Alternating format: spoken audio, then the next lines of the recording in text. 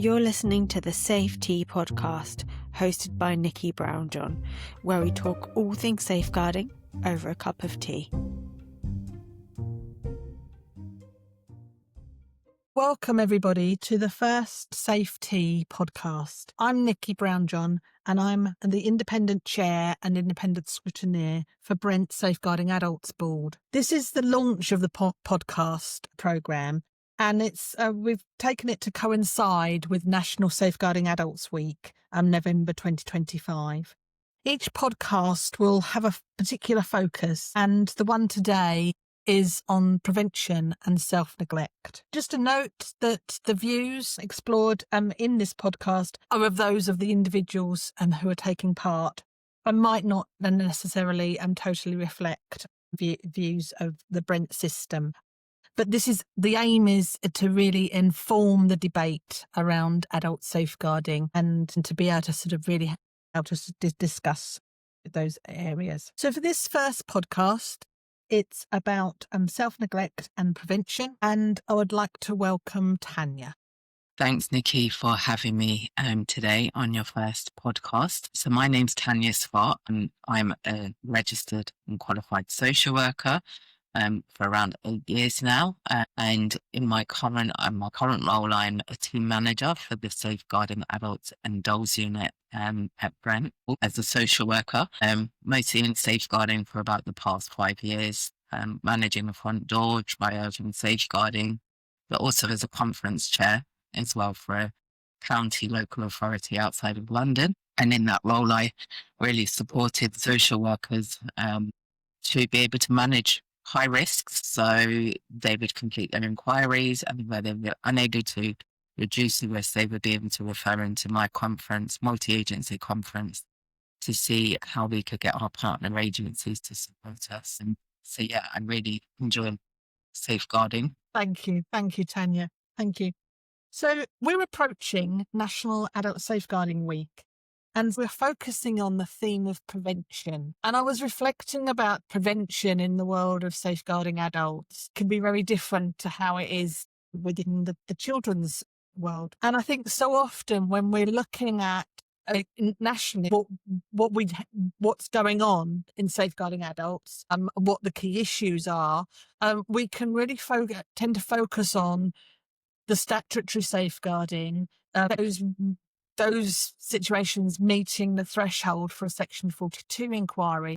Then we know that so often referrals are made and they don't meet that threshold. So I just wanted to get into your thoughts about what happens for those people who don't need to have that immediate statutory safeguarding, but maybe we're picking up something that we need to prevent them needing to be safeguarded in the future. So how can they help themselves, perhaps? Or how can families help them? So I just wanted to start off with your reflections around. Glad that is a reflection of yours, because it's something that I've thought about for a long time. So I mentioned in the introduction that I managed the front door team, and we had the responsibility of triaging all referrals that came into adult social care, including safeguarding. And quite often we saw every single day volumes and volumes of referrals coming in where people didn't meet the threshold. We were always discussing it, not only how do we manage these, this group of people, how do we support them, but also really thinking about, I suppose, as social workers, how do we ensure that we don't become desensitized to seeing this volume of referrals coming in? So I do know nationally that only 35% of all referrals will end in a safeguarding inquiry, or an assumption is that the rest don't meet that threshold. But for me, it's really important that we're reminded that even though we do have our statutory threshold, that the Care Act also gives us the power to undertake inquiries even if people don't meet that threshold. We do have certain types of abuse that we don't necessarily apply the thresholds to.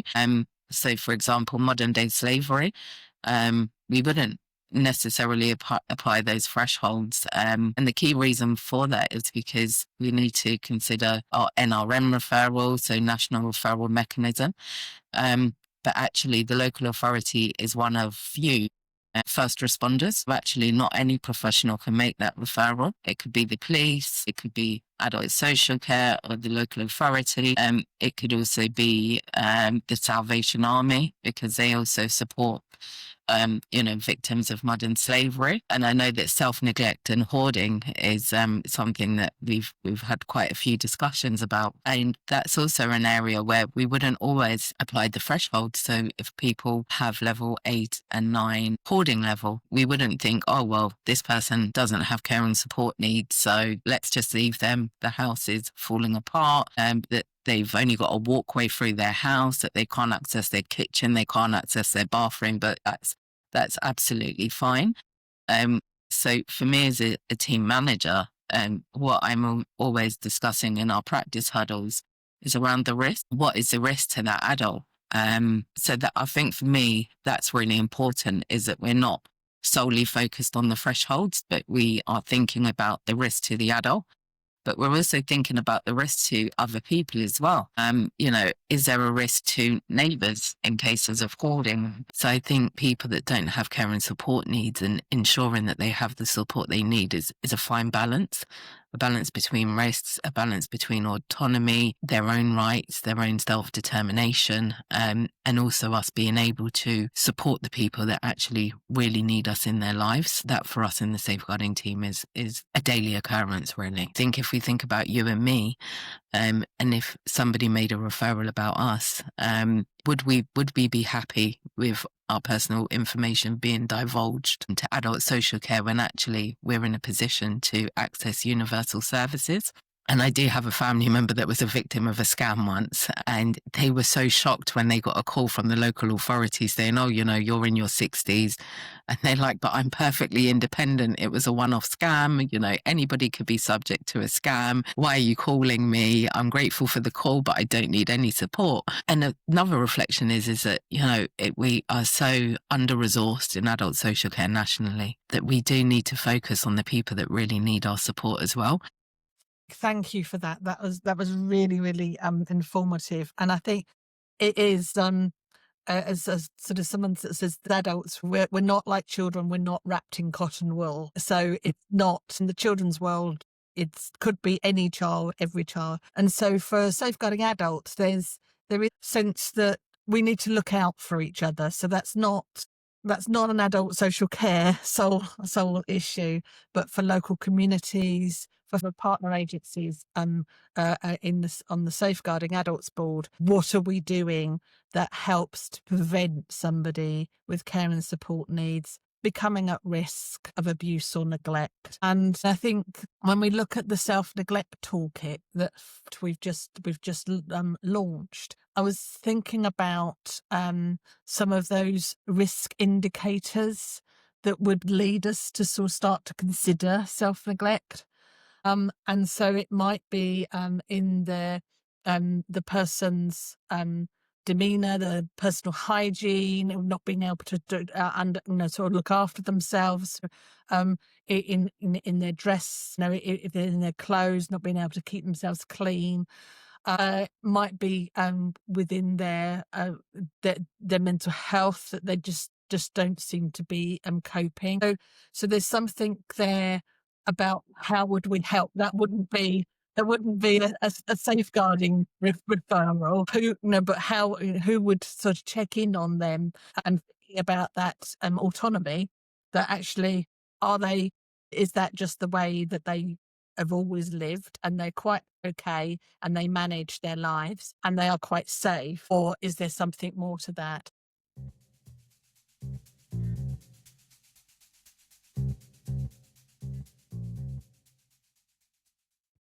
One of the other areas is around when they have health conditions, but they're not attending appointments. And for me, that's an interesting one.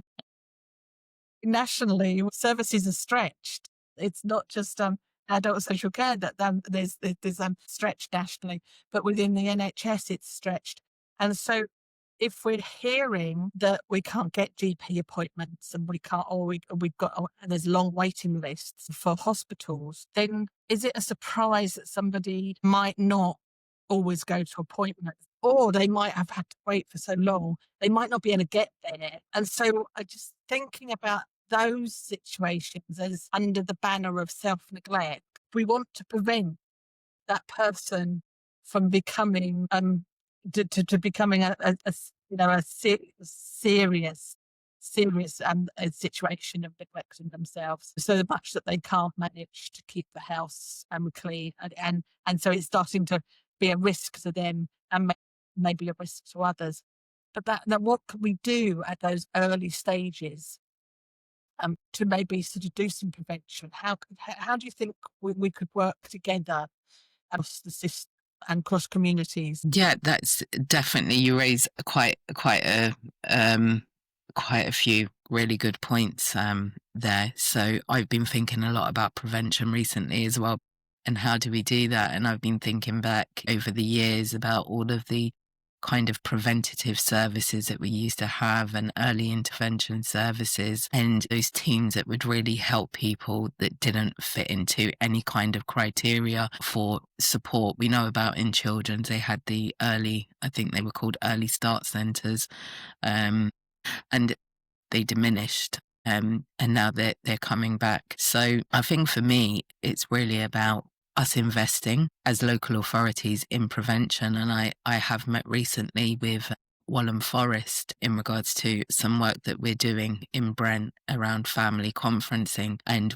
what I heard there is that they actually have a new team, and that team sits before their front door. So that's early help. They have navigators within that team that support people. And in Brent, I think we are making some way in supporting that group of people that seem to fall through the net. So we only see them when things get really, really bad, and we don't necessarily pick up beforehand that maybe something might not be quite right, or in the future they may need that additional support. So within Brent, we do have now some neighbourhood social prescribers who can support people that don't meet the threshold but still do need some support, and they're great. They can do that real hands-on work that maybe as social workers we could do years ago, but because we're so confined to our statutory framework that we don't have that time anymore.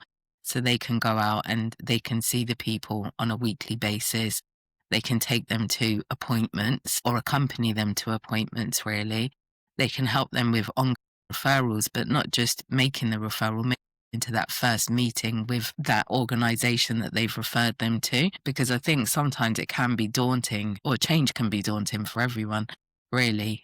Some people might be anxious around going to meet that other professional or going to that support agency, or maybe even if it's, a social club, for example.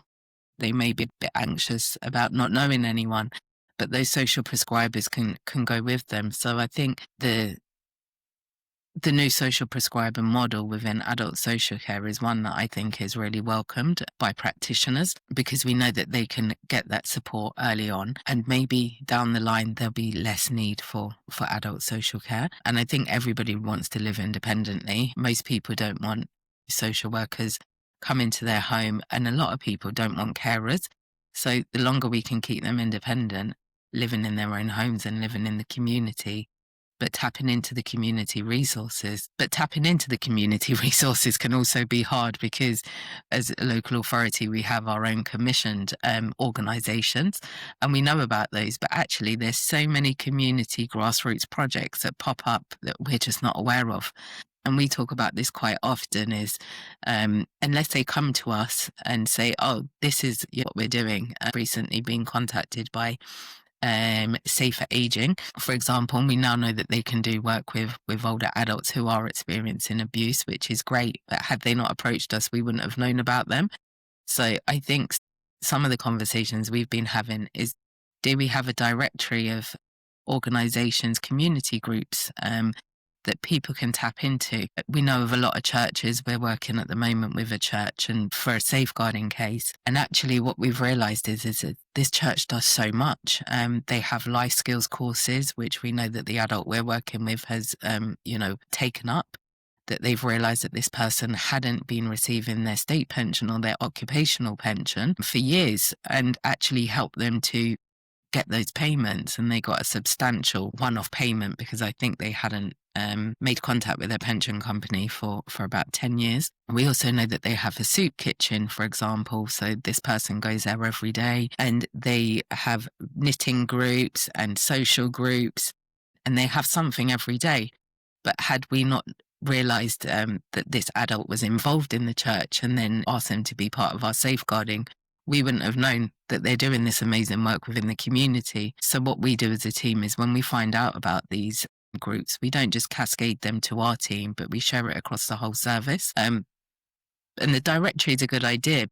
Some of the things we've been thinking is because these organisations pop up and maybe they lose funding or they're unable to continue, they're not sustainable, then they're no longer available, and we're not aware of that. So I think we've moved swiftly into a more technological world, is how do we use our technology to enable us to remain updated? And I know that we have apps available that our social prescribers use that do list all of those organisations, but we're still having the conversation about how do you keep it updated. So I think that's really important. And you talked about health appointments as well, because as you're probably aware, that the Care Act is very clear on what we do. We look at social needs, and medical needs and health needs should be addressed by the NHS. And in care management, we find a lot of the time that people don't or aren't able to access their appointments, their hospital appointments. They might not be going to their GP appointments, but how do we support them when actually that's a responsibility of the NHS? And sometimes it's not just about getting to the appointment. People might be able to get transport from the GP or transport from the hospital, but some people might not be able to have that appointment or retain the information about the appointment. And I think we've all been there when we've been to a health appointment and we thought we understood everything that the consultant or the doctor was saying, and then we get out of the appointment and we're like, oh my gosh, I can't remember what they said, or actually now nothing makes sense. And then for younger people, we're, using Dr. Google and trying to work out what did they mean? What does that mean? Sometimes it's not great to do that, actually, because you end up diagnosing yourself with all sorts of things that you don't have. But for some groups in our society, they're, excluded from digital use. So I think that is really an area that we need to look into. And I think maybe around voluntary services, and if we had navigators, it could support with that. But it's really about that early on help. And one other team that we do have in Brent actually is our SMART team. And our SMART team does work with people that don't have care and support needs necessarily, but they do need some type of support. And I think this team was created just for that, preventing people's needs from progressing, but also helping people to make use of all of the services that are available, because sometimes that's all that a person needs. So I think in Brent, we are really looking towards how can we provide that early help, that signposting, access to those community services, and also the SMART team as a way to support people and empower people to be more independent. Thank you, Tania. That's just really interesting and I think really helpful to hear. And I know other parts of the country sort of use the social prescribing model, but it is about that community wrapping around and sort of supporting those who are really isolated. And you said about that we're getting very digital, which is great for us to develop our directories. For the person, for me, I have a sort of that vision of somebody who maybe is living alone, either in a house or in a flat, or they might be in a occupied premises, but they haven't got anybody. They haven't got anybody who is in the family. They haven't got a good social network. For just various reasons that can happen, can't it? They might not have the smartphone to be able to sort of do those apps. And so I just reflect my own experience. If I haven't used a service for decades, for example, or never had ever used it, I'm not going to automatically know what to do to get in there. And so therefore, then I've got to have that confidence. I've got to know where to go. It might be a service, I had an experience of having a service and it was so long since I'd been there that I actually moved premises and I hadn't realised. So I'm able to so just to find them. But for that person who's totally alone, um, and they might not understand the technology because it moves ahead so much. So just thinking about that prevention model and just knowing, if they know that from the GP that there is somebody, there is if they have that connection with a social prescriber, with the church, or another community group, that actually there is somebody that I can call on, that makes a difference, doesn't it? And I just think it's sort of going back to those self-neglect indicators, that noticeable weight loss or malnutrition, sort of who would just live totally alone. They don't get out into the community, and maybe services were used to be involved, but they haven't had any. They didn't want anything, and it happens, doesn't it? Sort of people say, "Oh, I don't want that. I don't want that referral. I don't want to come to that." It can be they don't want a carer in. So at that point in time, they don't need it.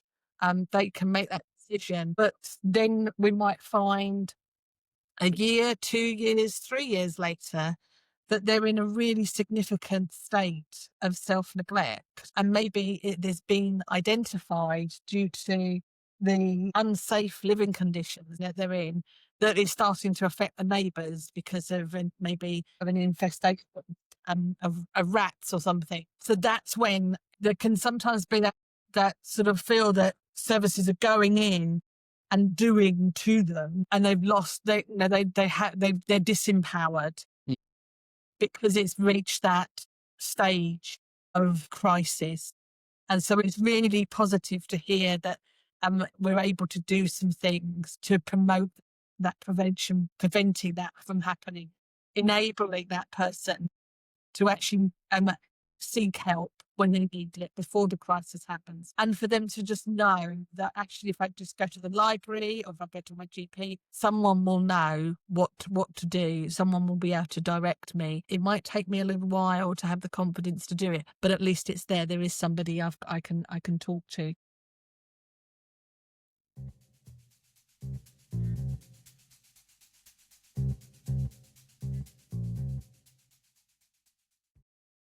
So I've sort of said about we can disempower people by sort of diving in because it's a crisis and they're at risk and everybody else is at risk. But how can we, if that's identified earlier, and it might be that maybe they've been in hospital and they're just for some routine treatment, but they've had some patient transport home, and then it's found that they haven't got any heating on, but it's into winter and so they need heating. So just thinking about some of those preventative ideas that we can do, and what our expectations would be of other agencies to raise who takes responsibility. I think you bring up some really interesting points again. And I actually was, I had some bite-sized training yesterday with a professor, so James Blewett of King's College, who I've actually done quite a lot of work with over the years of being a social worker. And he gave a talk yesterday to various professionals across the country around self-neglect and hoarding. And it was really interesting to understand what the literature says and understand how academia places self-neglect and hoarding, and how we work together with people that are self-neglecting and hoarding. One of the takeaways for me was actually, and I definitely do this a lot, is seeing self-neglect and hoarding as something similar, but actually, according to academia, they're two distinctly different conditions. And that was something that I really reflected on, actually, because I'd never really thought about it that much. But I do think the two are very, can come hand in hand. And you just put it really, really well, is that the self-neglect can end up in hoarding. And that could be for various reasons. And also around the crisis point, that we get involved at crisis points. And a lot of the research was saying that people don't want to reach out to services because of their past interactions that they've had. And that can go all the way back to children, being a child. For me, as a social worker working with people that had hoarded or had a lot of possessions, I found them really interesting, but I always wanted to know why. It was always about the why. Why do you do this? Why do you need to collect these belongings? Things that me and you might think are, I wouldn't refer to them as rubbish because that's quite disrespectful, but maybe don't have any value, or don't seem to have any value to us, like plastic bags, bottles, all sorts of things. And I do think that when you work with someone who's self-neglecting and hoarding, it needs to be a long-term relationship based, or you need to implement that long-term relationship-based approach, and really be able to build rapport to understand people. And when you do, you can identify those tiny things that may have happened during their life where professionals had been involved but hadn't picked up on it. So something you said is around people declining support. Oh, well, I don't need support now, or I don't want support. And yeah, we want to respect people and say, well, okay, the risks aren't that high at the moment. So, okay, we're not going to be involved. But then it does become a crisis at some point.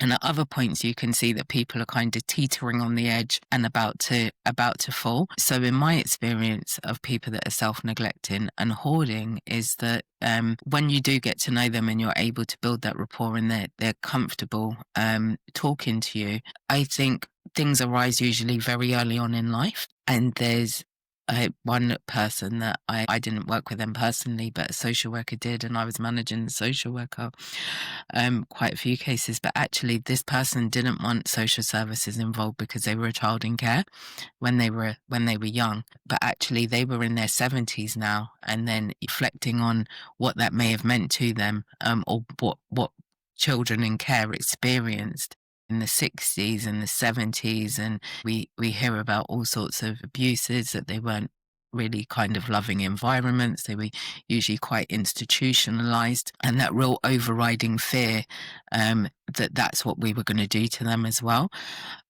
So I think that when small things happen, we really need to have the time to build rapport with that person, because it's very easy for them to say, oh, I don't need support, and us to say, okay, that's fine. We'll close your case for now.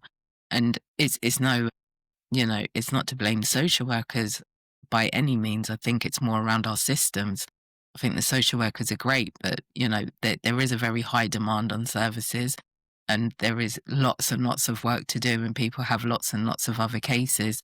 So it really is a systems issue. But I think in those early stages, when people were saying, actually, no, I don't want support, and no, I don't want to talk to you, if we had the time, I think eventually people open up. So one of the ways that we engage people that are self-neglecting now, and it is a crisis point, and social workers come to me and say, well, Tania, they don't want to see me, and they're quite hostile towards me. And I'm very clear, is that you phone them every week, even if they put down the phone on you, and you go to their house every single week. Even if they shout at you through the door, I guarantee you that after a while, it might take a few weeks.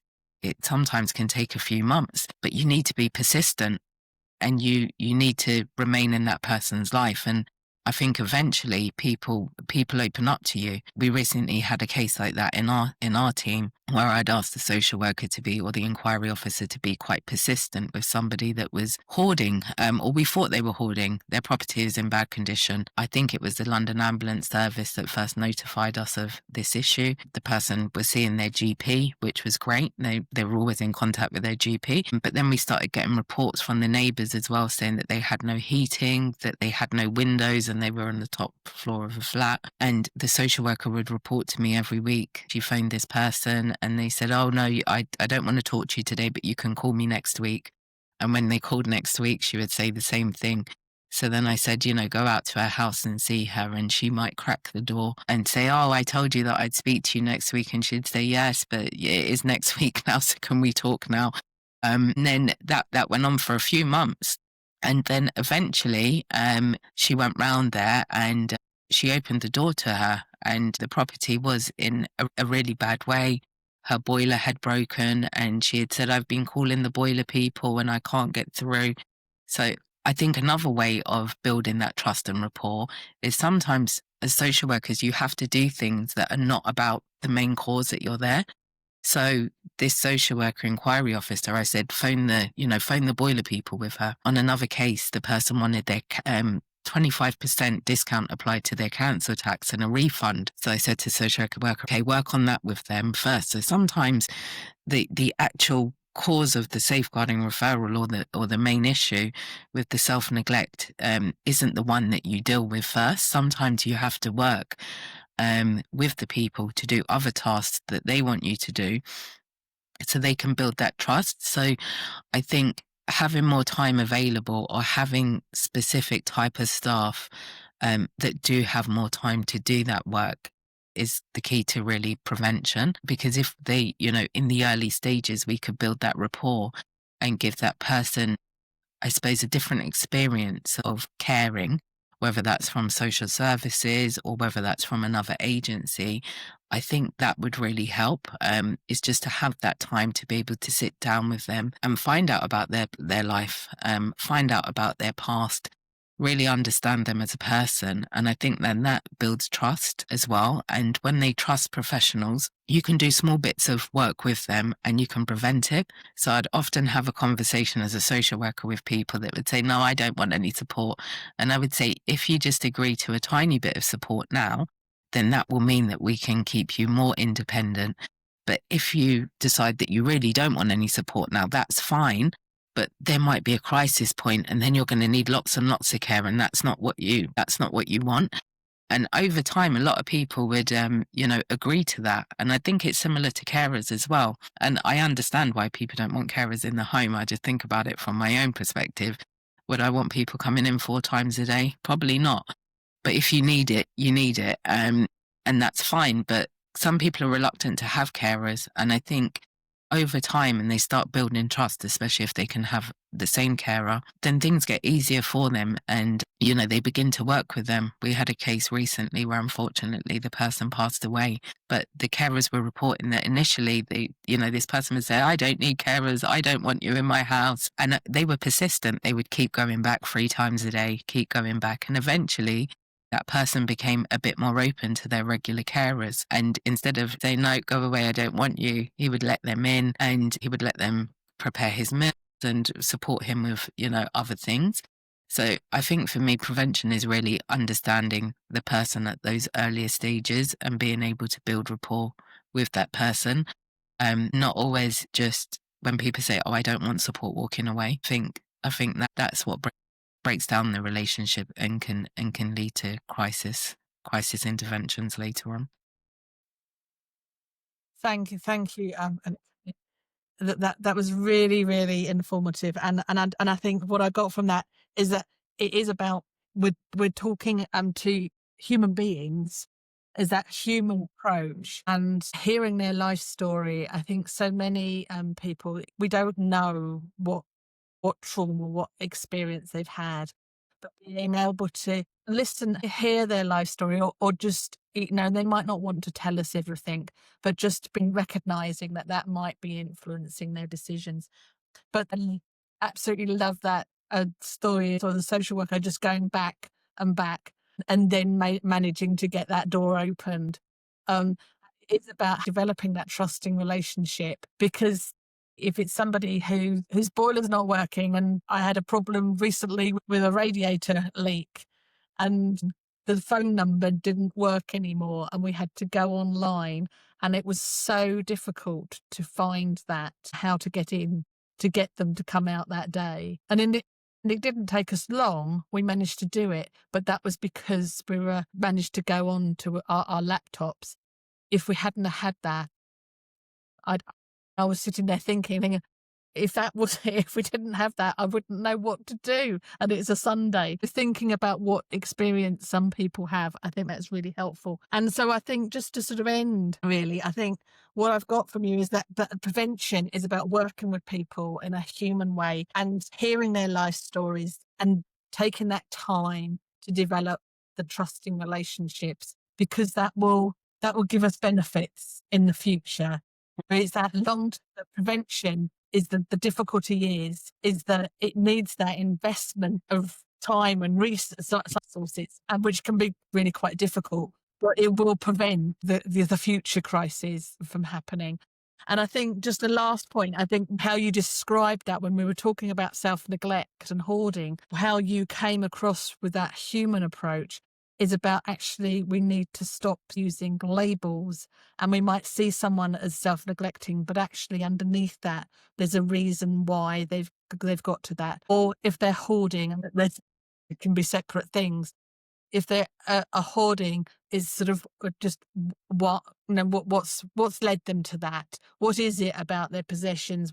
What comfort do they get from that? And how do we need to be able to develop a relationship to get them to understand and get them to want to actually make some changes to benefit their life? So thank you so much for talking to me. That was really, really informative. So thank you again. No, thank you for having me.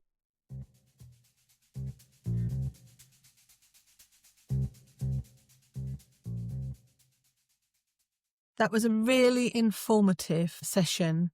Thank you so much to Tania for her expertise and reflections on prevention and self-neglect. Tania's set out really what it means to have really human relationships with the people that we're working with, and that real relationship model of practice that can really help to gain confidence with people and empower them to continue to live independently and hopefully minimize the crisis points that they might experience. And so I think what we've seen and heard in this podcast is how important it is, how prevention can be just as important as that statutory safeguarding side of safeguarding inquiries under Section 42 of the Care Act.